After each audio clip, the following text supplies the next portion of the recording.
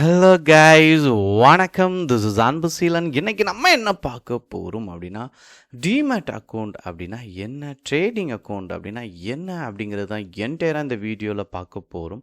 பிகினராக இருக்கிறீங்க அப்படின்னா ஸ்கிப் பண்ணாமல் எண்டு வரைக்கும் இந்த வீடியோவை பாருங்கள்.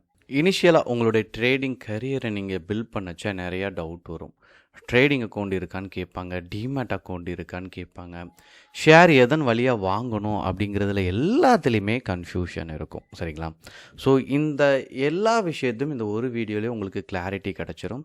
அதனால் ஸ்கிப் பண்ணாமல் எண்டு வரைக்கும் பாருங்கள். முக்கியமான விஷயம், ட்ரேடிங் அக்கௌண்ட், டிமேட் அக்கௌண்ட் அப்படின்னு சொல்கிறதுக்கு முன்னாடி ஷேர் வாங்குறதுக்கு ஒரு அக்கௌண்ட் இருக்குது. சரிங்களா? அதை வந்து டிமேட் அக்கௌண்ட், புரோக்கர் இந்த மாதிரியெல்லாம் வார்த்தை பயன்படுத்துவாங்க. இப்போ நான் உங்களுக்கு ஷோ பண்ண இந்த பேஜ் வந்து ஜீரோதா அக்கௌண்ட்டு. சரிங்களா?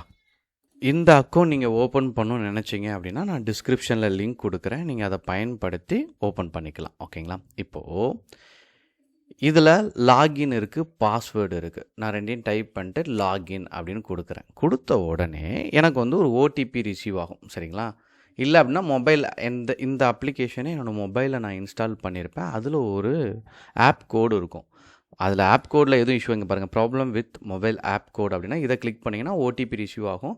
இல்லை அப்படின்னா நான் அந்த ஆப் கோடை டைப் பண்ணாலே உள்ளே போயிடும். இப்போது நான் வந்து அந்த கோடை கொடுத்துட்டேன். இப்படி நான் கோடை கொடுத்தோடனே என்னுடைய அக்கௌண்ட்டுக்குள்ளே வந்துடும். சரிங்களா? இப்போது இதன் வழியாக நான் என்ன பண்ணலாம், என்எஸ்சிலையோ பிஎஸ்சிலையோ அந்த கம்பெனி வந்து நான் மேலே டைப் பண்ணுறேன். இப்போ டாடா ஸ்டீல் அப்படின்னு நான் டைப் பண்ணுறேன் அப்படின்னா ஸோ எனக்கு இதில் வந்து ஷோ ஆகும். என்எஸ்சிலையோ பிஎஸ்சிலையோ நான் வந்து வாங்கிக்கலாம், பை செல் வாங்கிக்கலாம். அதுக்கு முன்னாடி ட்ரேடிங் அக்கௌண்ட் அப்படின்னா என்ன, டிமேட் அக்கௌண்ட் அப்படின்னா என்னங்கிறது வித்தியாசம் கொடுத்துட்றேன். நார்மலாக நீங்கள் வந்து எல்லாருமே பேங்க் அக்கௌண்ட் வச்சுருப்பீங்க. பேங்க் அக்கௌண்ட் எதுக்காக அப்படின்னா அது ஒரு லாக்கர் மாதிரி செயல்படும், உங்களுடைய பணத்தை சேஃபான ஒரு இடத்துல வச்சுருக்கும். சரிங்களா? இப்போது அந்த அக்கௌண்ட்லேருந்து நீங்கள் பணத்தை எடுக்கிறதுக்கு ஏடிஎம் பயன்படுத்துகிறீங்கல்ல, இது வந்து ட்ரேடிங் அக்கௌண்ட்டு. சரிங்களா? அந்த பணத்தை பயன்படுத்துகிற இந்த ஏடிஎம் இருக்குல்ல, புரிகிறதுக்காக சொல்கிறேன். ஸோ அந்த மாதிரி ஏடிஎம் மூலமாக பயன்படுத்துகிறது ட்ரேடிங் அக்கௌண்ட்டு. டிமேட் அக்கௌண்ட் அப்படிங்கிறது உங்கள் அக்கௌண்ட்டை வச்சுருக்கிறதுக்கான ஒரு இடம். இப்போது இந்த ஷேரை நான் பை பண்ணுறேன்ல, இப்போ எனக்கு ஹோல்டிங்கில் பார்த்தீங்க அப்படின்னா நம்ம டாடா ஸ்டீல் 10 ஷேருன்னு பை பண்ணுறேன்ல, அது ட்ரேடிங் நடக்கக்கூடிய இடம். என்னுடைய பணம் என்ன பண்ணுறோம், நான் இதில் வந்து ஆட் பண்ணுவேன் பேங்க்லேருந்து, அது ட்ரேடிங். ஓகேங்களா? இப்போ நான் வாங்கினதை சேர்த்து வச்சுருக்குல்ல ஒரு இடம், சரிங்களா, அது டிமேட் அக்கௌண்ட்டு. ரெண்டுமே இன்பில்டாக தான் இருக்கும். புரோக்கர் கொடுக்கும்போது இன்பில்டாக தான் கொடுத்துருப்பாங்க. பேங்க் அக்கௌண்ட்டில் ஏடிஎம் எப்படியோ அதே மாதிரி தான் இது ரெண்டுமே இருக்கும். இது முக்கியமாக ஒரு 5 டிஃப்ரெண்ட் இருக்குது.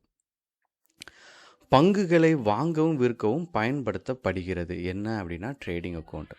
இப்போ ஒரு பங்கை வாங்கிட்டீங்க, சரிங்களா, விற்கணும்னு நினைக்கிறேன். இப்போ நான் இதை விற்கணும்னு நினச்சேன் அப்படின்னா டாடா ஸ்டீல் செல்லுன்னு கொடுத்து மார்க்கெட் ஓப்பன் ஆகும்போது நான் என்ன பண்ணிடலாம். சரிங்களா? அதே இது டிமேட் அக்கௌண்ட் அப்படின்னா வாங்கிய பங்குகளை சேமித்து வைத்திருக்க பயன்படுத்தக்கூடிய இடம். இப்போ இந்த இடத்துல இருக்குல்ல, இது டிமேட் அக்கௌண்ட்டுக்குள்ளே இருக்குது, நான் வந்து பார்த்துக்கலாம். சரிங்களா? ரெண்டாவது ட்ரேடிங்கில் ரெண்டாவது பாயிண்ட் என்ன அப்படின்னா ஸ்டாக்ஸ் எக்ஸ்சேஞ்சுக்கு ஆர்டர் அனுப்பும் கணக்கு. அதாவது இத்தனை குவான்டிட்டி வாங்கு அப்படின்னு நம்ம சொல்கிறோம்ல. இப்போ நான் வந்து இதில் 1000 குவான்டிட்டி நான் வாங்கணும்னு நினைக்கிறேன் அப்படின்னா 1000 குவான்டிட்டி நான் அப்படி டைப் பண்ணுறேன்ல, இது நான் எதில் பண்ணுவேன் அப்படின்னா ட்ரேடிங்கில் தான் பங்கு வாங்குகிறேன். சரிங்களா? பங்குகளை எலக்ட்ரிக் வடிவில் இருக்கும் ஸ்டோரேஜ் அக்கௌண்ட், இதெல்லாம் எலக்ட்ரிக் வடிவெலாம் இருக்குது. சரிங்களா? இப்போ நான் வேணும் அப்படின்னு நினச்சேன் அப்படின்னா இந்த பொசிஷன் எக்ஸிட் ஆகணும் அப்படின்னு நினச்சேன் அப்படின்னா எக்ஸிட் ஆகிக்கலாம். சரிங்களா? அப்போது நல்லா உங்களுக்கு புரிஞ்சிருச்சு, பை செல் டிரான்சாக்ஷனுக்காக பயன்படும் இடம் தான் ட்ரேடிங் அக்கௌண்ட்டு. ஹோல்டிங் வைத்திருக்கிறது தான் எங்கள் டிமேட் அக்கௌண்ட்.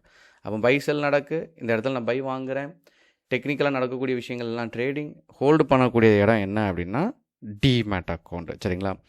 ட்ரேடிங் அக்கௌண்ட் இல்லாமல் மார்க்கெட்டில் ட்ரேட் செய்ய முடியாது. இது கம்பைண்டாக இல்லை. இப்போ நீங்கள் டிமேட் மட்டும் வச்சுருக்கீங்க அப்படின்னா ஒன்றும் பண்ண முடியாது. சரிங்களா?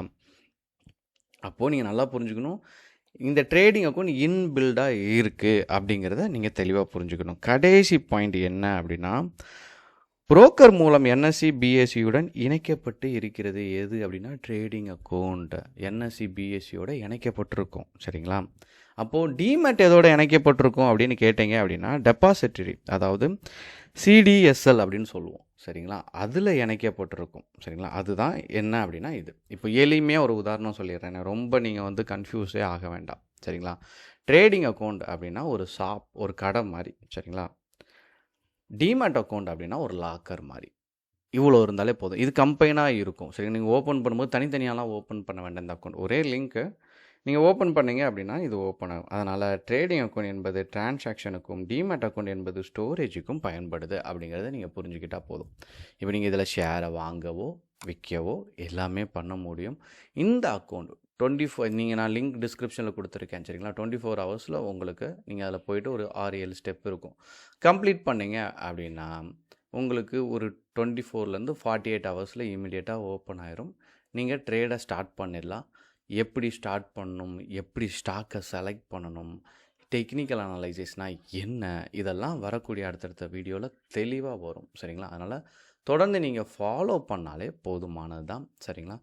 எதுவும் டவுட் இருக்குது அப்படிங்கிற பட்சத்தில் கண்டிப்பாக கமெண்ட் பாக்ஸில் அந்த டவுட்டை தெரிவிங்க. கண்டிப்பாக அதற்கான வீடியோ பிகினிங் லெவலில் இருக்கக்கூடிய எல்லா வீடியோ உங்களுக்கு வரும், சரிங்களா? உங்கள் கமெண்ட்டை பேஸ் பண்ணியும் நான் வீடியோ கொடுக்குறேன், ஓகேங்களா? Okay guys, thank you so much for வாட்சிங் திஸ் வீடியோ. டாட்டா, பபாய், see you.